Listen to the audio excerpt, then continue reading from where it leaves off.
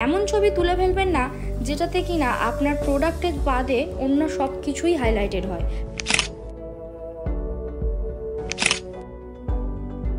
আপনার প্রোডাক্টটাই যেন হাইলাইটেড হয়।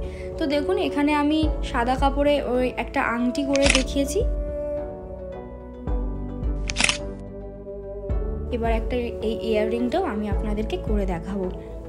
আপনারা যদি একটু ভালোভাবে ফলো করেন তাহলে কিন্তু বুঝতে পারবেন এখানে এই ধরনের যে ফ্লাওয়ার্সগুলো রাখছি এগুলো কিন্তু খুব একটা হাইলাইটেড হচ্ছে না, করছি কিন্তু আমার মেন যে প্রোডাক্টটা সেটাই।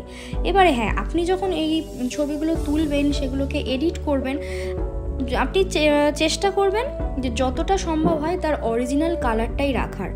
একেবারে মানে এমন কোনো ফিল্টার রেখে দেবেন না, দিয়ে দেবেন না যাতে প্রোডাক্টটার কালারটা অন্যরকম হয়ে যায়।